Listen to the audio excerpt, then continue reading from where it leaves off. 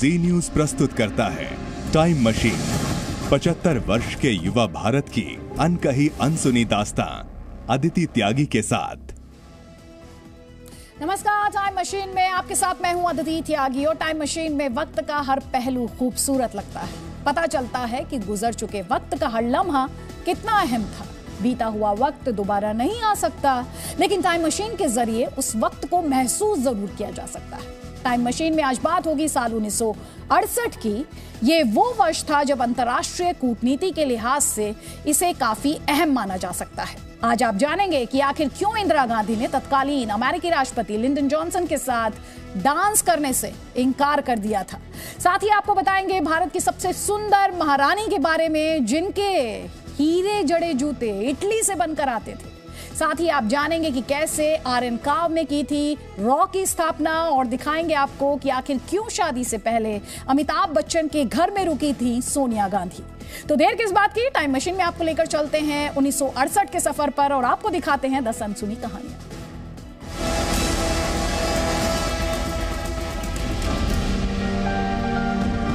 अपनी बेबाकी, निडरता और स्वाभिमान के लिए जानी जाने वाली इंदिरा गांधी कभी किसी के आगे झुकी नहीं थी, फिर चाहे वो अमेरिका का राष्ट्रपति ही क्यों ना हो।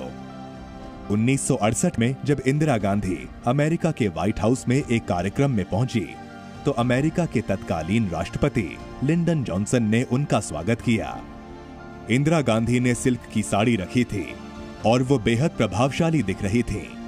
पार्टी के दौरान अमेरिकी राष्ट्रपति लिंडन जॉनसन उनके पास आए और पूछा कि क्या वो उनके साथ डांस करेंगी, जिस पर इंदिरा गांधी ने मुस्कुराते हुए जवाब दिया, माफ कीजिए, मेरे देशवासी मेरा आपके साथ डांस करना बिल्कुल पसंद नहीं करेंगे। दरअसल लिंडन जॉनसन का झुकाव पाकिस्तान की तरफ ज्यादा रहता था। 1965 के भारत पाकिस्तान युद्ध के दौरान भी अमेरिका ने पाकिस्तान का साथ देते हुए भारत को गेहूं ना देने की धमकी दी थी। इंदिरा गांधी अमेरिका के उस रवैये को भूली नहीं थीं और इसीलिए व्हाइट हाउस की दावत में उन्होंने अमेरिकी राष्ट्रपति को ज्यादा भाव नहीं दिया।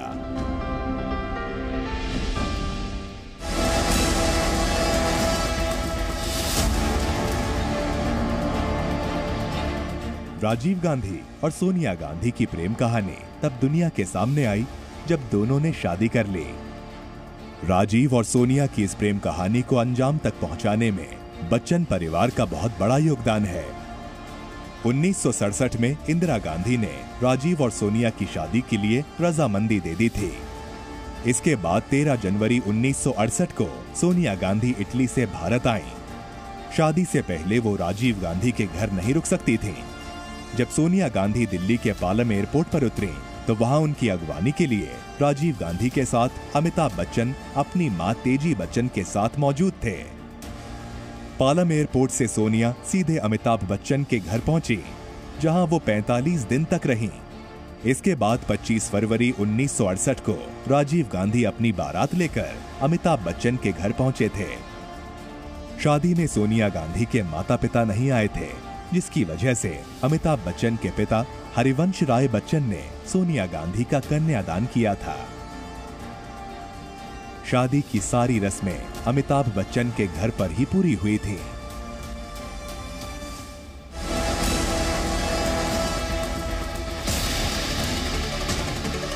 टाइम मशीन में हम देश के कई राजे रजवाड़ों की बात कर चुके हैं, लेकिन आज बात भारत की सबसे खूबसूरत महारानी की, जिनका 1968 में निधन हो गया था।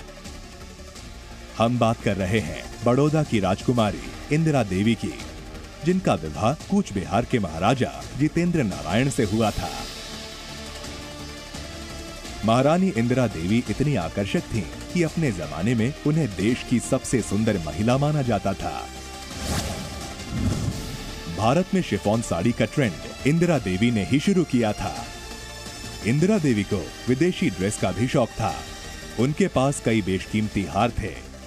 सैंडल की शौकीन महारानी ने इटली की नंबर 1 डिजाइनर कंपनी से 100 जोड़ी जूते मंगवाए थे। कहा जाता है कि महारानी की सैंडल में भी हीरे जड़े होते थे। इंदिरा देवी को खाना भी सोने चांदी की थाली में परोसा जाता था।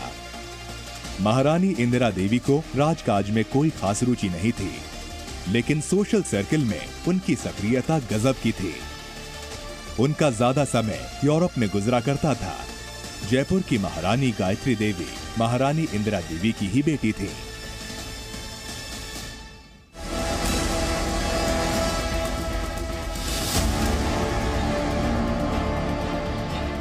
अगर हम आपसे कहें कि भारतीय सेना का एक जवान इस दुनिया को अलविदा कहने के बाद भी बॉर्डर की रखवाली करता है, तो शायद आप हमारी बात पर यकीन नहीं करेंगे। लेकिन ऐसी मान्यता है कि सिक्किम में एक सैनिक अपनी मौत के बाद भी बॉर्डर की रखवाली कर रहा है। सिक्किम की राजधानी गैंगटॉक में एक सैनिक का मंदिर बना हुआ है, जिसके आगे चीनी सैनिक भी अपना सिर झुकाते हैं। ये किस्सा 1968 का है, जब हरभजन सिंह 23वीं पंजाब रेजिमेंट के साथ पूर्वी सिक्किम में तैनात थे। 2 साल पहले यानी 1966 में ही हरभजन सिंह सेना में भर्ती हुए थे। 4 अक्टूबर 1968 को हरभजन सिंह नाथुला दर्रे के पास तैनात थे। उसी दौरान खच्चरों के एक काफिले को वहां से हटाने के दौरान उनका पैर फिसल गया और वो नीचे बह रही नदी में जा गिरे। पहाड़ी नदी का तेज बहाव उनके पार्थिव शरीर को दूर तक बहा कर ले गया। लोगों का मानना है कि हरभजन सिंह मौत के बाद से अब तक सरहद की रखवाली कर रहे हैं। हरभजन सिंह के निधन के कुछ साल बाद सिक्किम की राजधानी गैंगटॉक में जेलेप्ला और नथुला दर्रे के बीच बाबा हरभजन सिंह का मंदिर बनाया गया, जो लगभग 13,000 फीट की ऊंचाई पर स्थित है। इस मंदिर में हरभजन सिंह की एक फोटो और उनका सामान रखा हुआ है। सीमा पर बाबा हरभजन सिंह की मौजूदगी से सैनिकों को यकीन है कि देश की सरहद सुरक्षित है।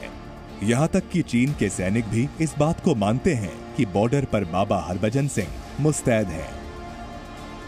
कई सैनिकों ने दावा किया कि उन्होंने मरने के बाद भी हरभजन सिंह को घोड़े पर सवार होकर सरहद पर गश्त लगाते हुए देखा है। कहा जाता है कि मृत्यु के बाद भी बाबा हरभजन सिंह अपनी ड्यूटी करते हैं और चीन की सभी गतिविधियों की जानकारी अपने साथियों को सपने में आकर देते हैं। उनके प्रति सेना का भी इतना विश्वास था कि उन्हें बाकी जवानों की ही तरह वेतन, 2 महीने की छुट्टी और जवानों को मिलने वाली दूसरी सुविधाएं दी जाती थीं और नौकरी की मियाद पूरी होने पर उनको बाकायदा रिटायर्ड भी किया गया। इतना ही नहीं, 2 महीने की छुट्टी के दौरान सेना उनके लिए उनके गांव तक की टिकट भी बुक करवाती थी और कुछ लोग उनका सामान लेकर उनको स्टेशन तक छोड़ने भी जाते थे। हरभजन सिंह के वेतन का 1/4 हिस्सा उनकी मां को भेजा जाता था। नाथुला में जब भी भारत और चीन के बीच फ्लैग मीटिंग होती है तो बाबा हरभजन के लिए भी एक कुर्सी लगाई जाती है। बाबा हरभजन सिंह के बारे में 1968 में शुरू हुई ये मान्यता आज भी जारी है और आज भी सिक्किम बॉर्डर पर वो देश की सरहद की रखवाली कर रहे हैं।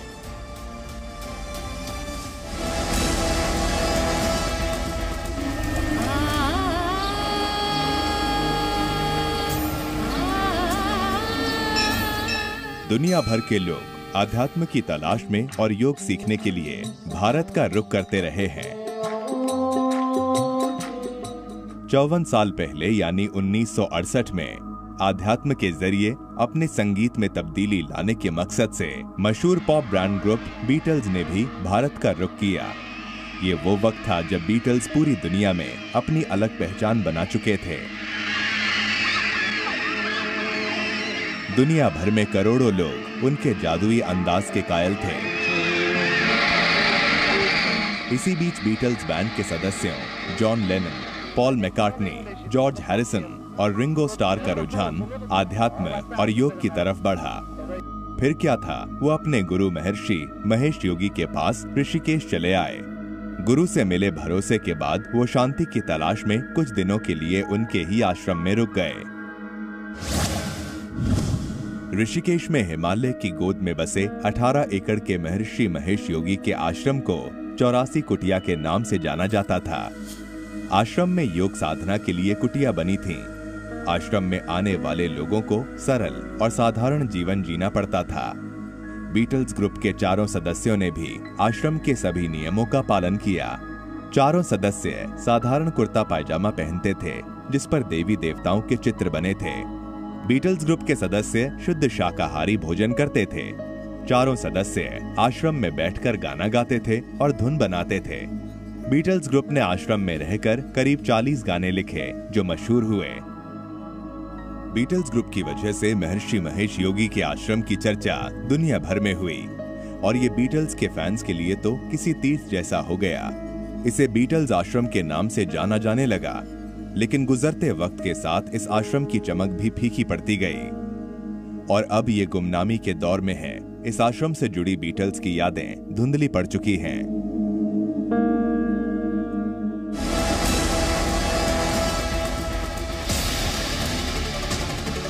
1965 में एक वक्त था जब भारत में खाद्यान्न का अकाल पड़ा था। लोग एक वक्त का खाना खाने के लिए मजबूर हो गए थे। उस पर पाकिस्तान से युद्ध और अमेरिका के गेहूं ना देने की धमकी से भारतीयों के स्वाभिमान पर गहरा धक्का लगा था, जिसके 2 साल के अंदर ही भारतीय किसानों ने ऐसा करिश्मा कर दिखाया कि भारत में हरित क्रांति आ गई। 1968 में हमारे किसानों ने रिकॉर्ड 170 लाख टन गेहूं का उत्पादन किया, जो कि साल 1964 की अपेक्षा 50 लाख टन ज्यादा था। गेहूं की इस पैदावार और उत्पादन में आए इस उछाल को देखते हुए जुलाई 1968 में इंदिरा गांधी ने गेहूं क्रांति के आगाज का ऐलान कर दिया। उस वक्त आलम यह था कि सरकारी केंद्रों पर गेहूं की बिक्री बंद हो गई थी, क्योंकि इस वक्त गेहूं रखने के लिए और जगह नहीं थी। सरकार ने 1966 में जहां किसानों से 29,890 मीट्रिक टन गेहूं खरीदा था, वहीं 1968 में 33,322 मीट्रिक टन गेहूं खरीदा। और तो और उस वक्त गेहूं रखने के लिए बोरों की कमी तक हो गई थी। सरकार के द्वारा 18 लाख और बोरों की डिमांड की गई ताकि किसानों से लिया गेहूं उसमें रखा जा सके।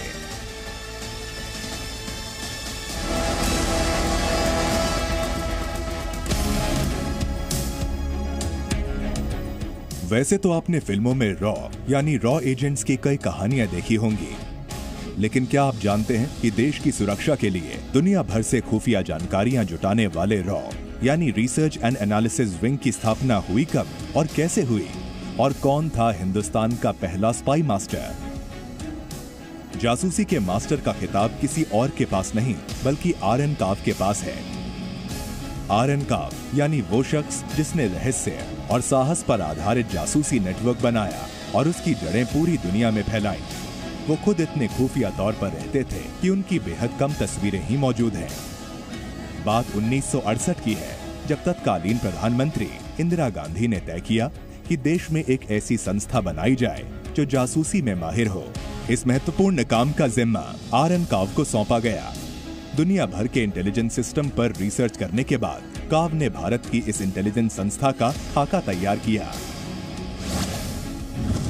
आर.एन. काव ने उस संस्था का नाम रॉ यानी रिसर्च एंड एनालिसिस विंग रखा, जिसे हम रॉ के नाम से जानते हैं। काव ने खुद इंटेलिजेंस ब्यूरो से 250 लोगों को चुनकर इस संस्था की नींव रखी थी। उनकी टीम को काव बॉयज कहा जाता था। अपने संगठन के 1 साल के भीतर ही रॉ अमेरिका, इंग्लैंड, यूरोप और दक्षिण पूर्व एशिया के देशों में फैल गई। रॉ का गठन कर काव ने राष्ट्र निर्माण में न सिर्फ अहम योगदान दिया, बल्कि दुनिया की शानदार इंटेलिजेंस एजेंसियों में शुमार रॉ के भविष्य की दशा और दिशा भी तय की।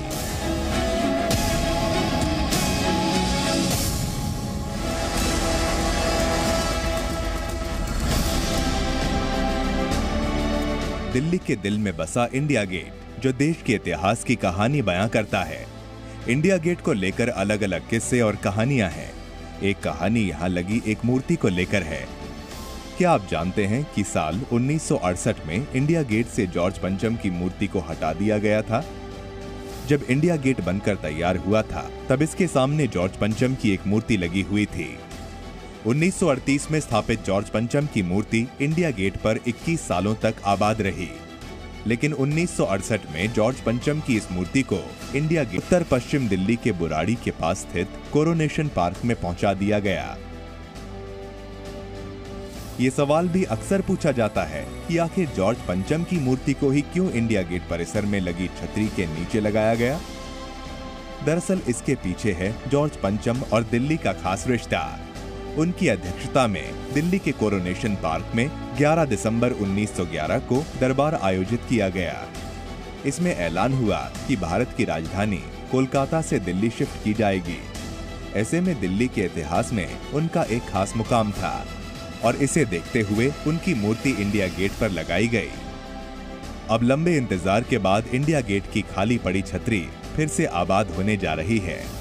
जल्द ही नेताजी सुभाष चंद्र बोस की मूर्ति उसी जगह पर दिखाई देगी जहां पहले जॉर्ज पंचम की मूर्ति हुआ करती थी। ग्रेनाइट से बनी नेताजी की ये मूर्ति 28 फीट ऊंची और 6 फीट चौड़ी होगी। प्रधानमंत्री नरेंद्र मोदी नेताजी सुभाष चंद्र बोस की होलोग्राम वाली प्रतिमा का अनावरण 23 जनवरी को उनकी जयंती पर कर चुके हैं। यानी इंडिया गेट पर इतिहास फिर बदलने वाला है।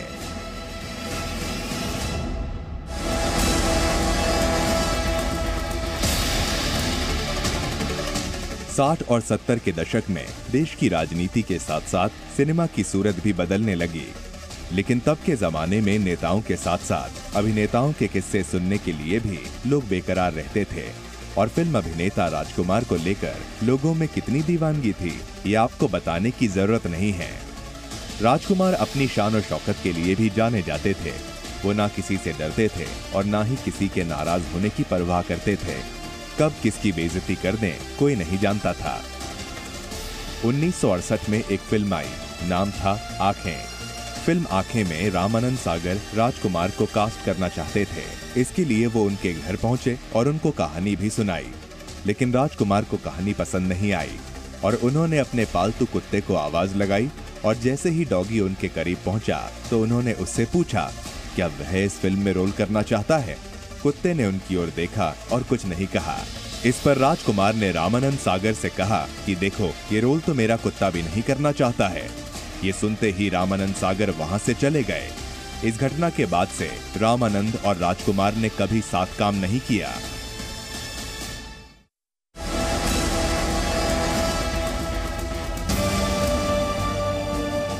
क्या आप जानते हैं कि देश के सबसे युवा प्रधानमंत्री बने राजीव गांधी का राजनीति में आने का मन कभी था ही नहीं। बस वो और उनके कुछ सपने थे कि वो हमेशा ही बतौर पायलट आसमान की ऊंचाइयों को नापना चाहते थे। हालांकि ये बात अलग है कि उन्होंने राजनीति में कदम रखने के बाद भी आसमान की बुलंदियों को छुआ। विदेश में पढ़ाई पूरी करने के बाद भी राजीव गांधी का मन नहीं लगा। इसके बाद राजीव गांधी ने फ्लाइंग क्लब में पायलट की ट्रेनिंग शुरू की। यहाँ राजीव को वो मिला जिसका वो इंतजार कर रहे थे, आसमान की ऊंचाइयों को छूना और सपनों की लंबी उड़ान भरना। राजीव के सपनों को पंख लगे और वो एयर इंडिया में पायलट बन गए। Rajiv Gandhi professionally trained pilot थे जिसकी पढ़ाई और ट्रेनिंग लंदन में हुई थी। वो साल 1966 में ब्रिटेन से प्रोफेशनल पायलट बनकर लौटे थे, जिसके बाद वो दिल्ली जयपुर आगरा रूट पर पैसेंजर प्लेन उड़ाया करते थे। 1968 में वो इंडियन एयरलाइंस के लिए प्लेन उड़ाते थे। उस वक्त उन्हें सैलरी के तौर पर महज 5,000 रुपए मिलते थे। उनकी लाइफ काफी अच्छी चल रही थी। माँ देश की प्रधानमंत्री थी। उसके बाद भी उन्हें एक मामूली पायलट बनने में कोई शर्म नहीं थी। वो अपना काम ईमानदारी से करते थे और राजनीति से दूर रहते थे। हालांकि संजय गांधी के निधन के बाद वो धीरे धीरे राजनीति में आ गए, लेकिन पायलट के जुनून को उन्होंने काफी सालों तक जिंदा रखा। टाइम मशीन में आपने यहाँ सफर किया 54 साल पहले के भारत का, 1968 का, और देखी उस दौर की 10 अनसुनी कहानियां। कल इसी वक्त टाइम मशीन में ले चलेंगे साल 1969 में, वो साल जब देश 22 साल का हो चुका था। 22 साल के भारत की 10 अनोखी कहानियां कल इसी वक्त मेरे साथ जी न्यूज पर। तब तक के लिए नमस्कार। अमृत महोत्सव के प्रारंभ होने राष्ट्रपति जी ने आपातकाल की घोषणा की। कदम ब कदम मिलाकर आगे बढ़ा है।